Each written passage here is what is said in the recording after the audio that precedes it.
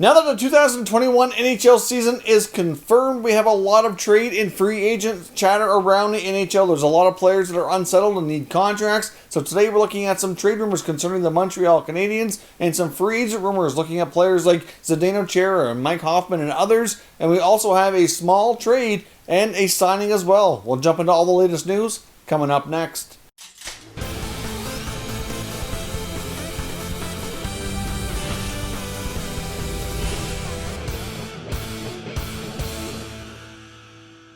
So welcome back to another video here at Top Shelf Hockey. Now, as I mentioned, we have a lot of little items here to cover today. There's a lot of talk around some of the top free agents and some teams that need to make moves to become cap compliant here, as we're not far away from the 2021 NHL season. Now that the season's been confirmed, a lot of teams are looking to solidify some moves and finalize their rosters ahead of training camps getting started here. Now, first up, as I mentioned, we have a couple of little items to look after. We have one signing and one small trade. The signing was forward Drake Cagguila signing a 1-year league minimum contract at $700K with the Arizona Coyotes. Of course, Cagguila was an undrafted player, signed and spent parts of 3 years with the Oilers, then spent parts of the last 2 with the Blackhawks. Of course, like 2 years ago, he went from Edmonton to Chicago, spent last year there, and did not get qualified, so he became an unrestricted free agent and is now looking for work, signed with the Coyotes. Obviously, it's a decent little signing, low-risk deal from Arizona, obviously looking to round out their roster. Now, the trade we had was a minor league trade, but it was just an interesting way to look at how the Senators and the Preds are hooked up here on a deal. And the Senators basically get a player kind of for nothing, and I'll explain. So the Senators trade center iceman Michael Ciarconi to the Predators as a 24-year-old. He's been playing in the minor leagues the past couple of years. He was scheduled to make $115,000 at the AHL level. Certainly somebody who's a good minor league player, but probably not somebody they really see in their team's future at the NHL level. They have so many prospects. It was incredibly unlikely that he ever get a regular spot or even many call-up opportunities at that in Ottawa.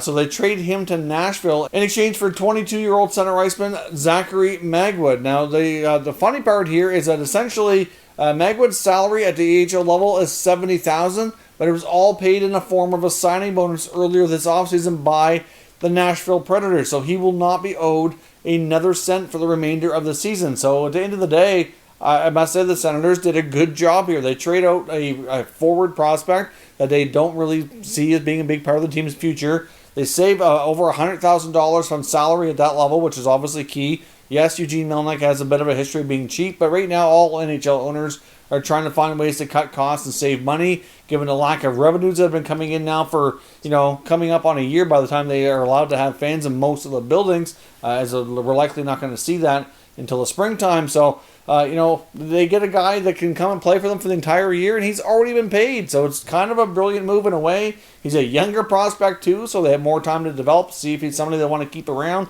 So a very, very minor trade, but just a very interesting way and unique way from the Sens standpoint to get a younger prospect and to save money. And like I said, to get a free player. So, minor deal, but interesting on how they went about it. Now, as I mentioned as well, we have a lot of trade and free agent rumors going around because obviously there's a lot of teams that need to make moves. Players need to sign contracts, and we'll give you all the latest on what the NHL insiders are talking about here today. Now, first up, let's look at the Boston Bruins and their captain, Zdeno Chara, who remains unsigned, but we had comments from his agent today indicating that now that the 2020-21 season is confirmed, they know the format and how it's all going to work. Now, Chara will seriously look at his options and start assessing what he's going to do. They also made it clear in the comments that the Bruins have been communicating with them plenty and that they're well aware of how the Bruins see things and how they want to move forward. So there had been a lot of speculation, mostly from certain Boston media members, that they don't feel that Chara was going to come back to the Bruins. So does that kind of indicate with that language that maybe they're kind of, without saying it, that the Bruins want to move forward in a younger direction like the other guys were indicating?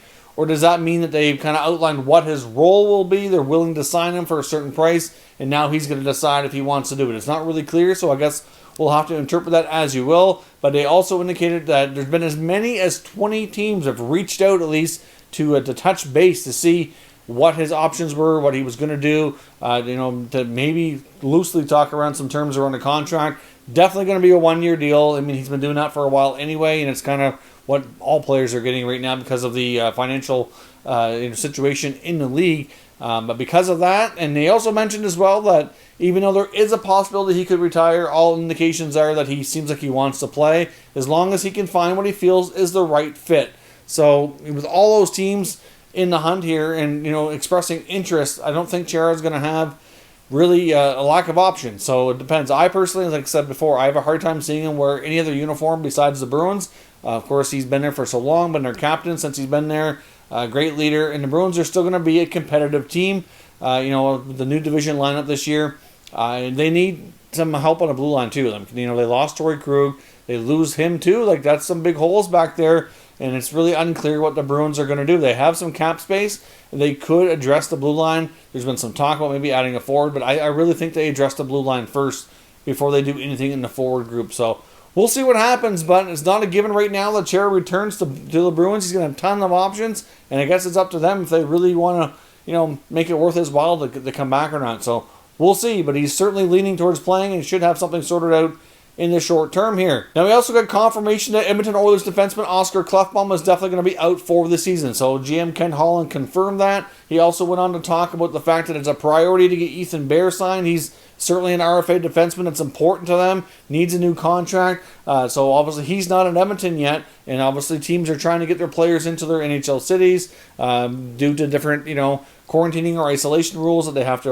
go through that before they can go to camp. And with camp not being far away, they're kind of anxious to get something done. He really proved his worth last year and showed he was ready for more responsibility and a bigger role, and it's just a matter of getting that contract done. So now that they kind of have a better idea what everything's going to look like, I suspect that Holland's going to try to kind of hammer that out and get it done here in short order as well. But that's going to be, an important piece for them. They need to get that done to see where their overall cap situation sits. But now there's a lot of talk that we have confirmation on Klefbom. Do they trade for a defenseman? Do they go into a free agent market and try to add some more depth? Do they rely on their youngsters more? I mean, they have some interesting prospects. Outside of guys like that we saw with Caleb Jones and Ethan Bear trying to take a bigger role last year, they still have guys like Philip Broberg. They still have Evan Bouchard. Will they make the team? Will they get a bigger role? It's kind of difficult to say how the Oilers want to proceed here. If they go into free agency, they can look to a guy like Sami Vatanen, for example. That's a possibility. If they want to make a trade, there's certainly some defensemen out there that have had their name attached to different trade rumors. So there's certainly plenty of options. It's not really clear how the Oilers go about this, but there's a lot of talk that they will add somebody. It's just a matter of which direction they go, because they're young players. They're probably looking for some insurance that they don't have to give them a bigger role if they're not quite ready for it, and they won't really know until we get a little further into the season. So we'll see what happens on the Oilers front, but they're certainly going to be an interesting team to watch here in the coming days as they make their decisions and have their negotiations. Of course, as we know, the Tampa Bay Lightning are in desperate need to find some cap space, and they might be able to do it after all without making a trade, which is kind of surprising. And obviously to some people, I heard a lot of talk online today that it's how convenient it could be, but at the end of the day here, Nikita Kucherov apparently is having issues with his hip and may end up on long-term injury reserve. There's really no clear-cut answer as to how long he could be out, and this is coming from NHL insiders. The team and his agent have yet to comment on this, but NHL insiders are indicating that apparently he's had some treatment for a hip issue. Depending on how things respond, will determine if he'll be able to play and attend training camp, or if he's going to need some time and could go on LTIR. Now, I've seen some people online talking about the conspiracy of how convenient that would be to put a big contract on LTIR, solve their cap issues. But I will caution you this: it's only a temporary fix if that's the case. So if they don't make a trade now, they're going to probably be that much tougher to do it later, unless he was going to be out for 3/4 or the entire year, which at that point we can't say with certainty that he would be, because we don't really know a lot about the issue. The team has yet to comment on it. But still, I would think that they would rather have Kucherov in the lineup than not. I mean, he's one of the league's best players, so I just don't see that kind of scenario unfolding where they'd be trying to circumvent the cap here. But at the end of the day, there's still a lot of talk about Johnson and Killorn being the primary trade targets. I still think there's a good chance we see one of them move, even if Kucherov is hurt and is going to be out a little while. But we'll have to wait for further updates on his condition before we really kind of speculate further on how that's going to work for the Lightning. But they very well could have a situation that evolve there where they could have more time. They don't need to rush, but I personally think that's risky, because the longer they go and teams get settled with their rosters and don't have the cap space, etc., it's just going to create fewer and fewer trading partners to move somebody out later on. And they, unless Kucherov's going to be out for like 3/4 of the year till we get to the trade deadline, I just don't see where that makes sense. But as we learn more about his condition, we'll see how they proceed. Now, in regards to Mike Hoffman, arguably the top goal-scoring free agent still on the market, Pierre LeBrun had a report out today indicating where he feels that essentially the St. Louis Blues are almost like the perfect fit for Hoffman, and he's indicated, according to his sources and information, that the Blues have reached out to Hoffman and have had at least one, possibly more conversations during this offseason. As I mentioned the other day, there's lots of other teams been linked to this player, including teams like the Columbus Blue Jackets and the Boston Bruins, and a few others as well. There was even talk about Vegas, but I just don't see how that would be remotely possible unless they unload a big-time contract, which has been rumored, but at this point seems unlikely. Of course, as we know, the Blues have some found cap space here with the guys like Alex Steen and Tarasenko being on long-term injury reserve. Of course, Steen will be on it the whole year, and Tarasenko likely will be on it, I would say, probably close to the trade deadline would be my guess. It could even be longer because we still don't know how things are going to go when he's reevaluated around the middle to late February, which is the earliest that we get probably more information on his health and condition and how he's recovering. So, of course, as we know, Hoffman's been holding out, looking for more money. I mean, it's believed teams have been offering somewhere around $3.5, maybe upwards of $4 million.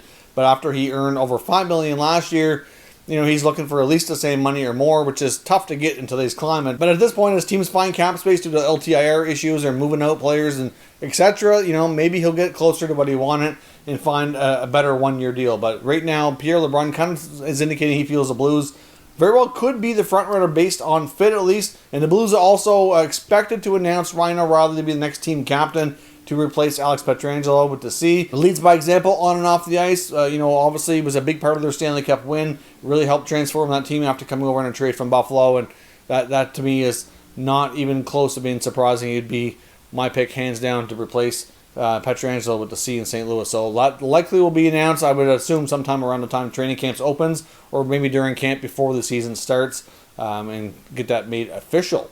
Now, of course, as I mentioned, we still have some trade rumors circling around the Montreal Canadiens, and this is coming from Elliot Friedman on the latest 31 Thoughts podcast that he released earlier today, indicating that he's had information and sources saying that Bergevin and the Habs might not be done yet, which is somewhat surprising considering how busy Montreal and Marc Bergevin have been the entire offseason. They've been really transforming this team. They've added in goal with the Jake Allen trade and an extension. They've added on the blue line. They've made a couple of forward acquisitions into Foley and Anderson. They've done quite a bit, And at this point, he's indicating that if they were to make a move, it's likely going to be via trade or free agency. And then all he said was that it would likely be at the left wing position is what he's hearing. So if you look at the left wing position, a guy like Mike Hoffman is the top free agent out there right now, unsigned. He is a left winger. He's a goal scorer, a player who played against Montreal for a long time during his days in Ottawa, somebody they're very familiar with. And I did see reports as well indicating that apparently he was close to becoming a Montreal Canadien earlier in the offseason before they signed Tyler Toffoli. Now, this is not going to be an easy solution for them given their limited cap space. I mean, Montreal's had a boatload of space for an extended time, but they spent a lot of that this offseason, so there's no way they could add without subtracting. So the question would be, how would they go about making this happen? That's why I do feel it's more likely that they would have to have a trade in place to sign a free agent, or they do some kind of a swap. But if you look at the left wing position, they've got guys like Jonathan Drouin, Thomas Tatar. You obviously have a guy like Paul Byron or Turi Lehkonen. Those are your main players that are going to be playing the left wing position. I mean, some of those guys can play either wing, but they're most likely the guys starting on the left wing when the season starts. So Byron's been the main guy with the rumors associated and attached to him about being traded. But, I don't think the value is super high on Paul Byron right now.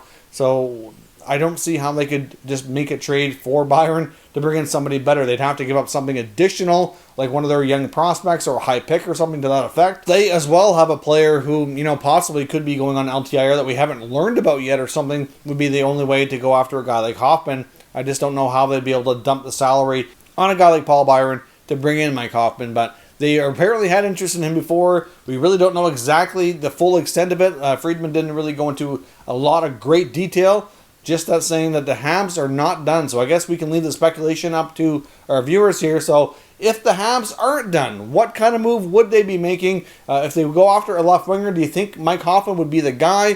What kind of moves corresponding would they have to make here to create the cap space to do it? What do you think is most likely?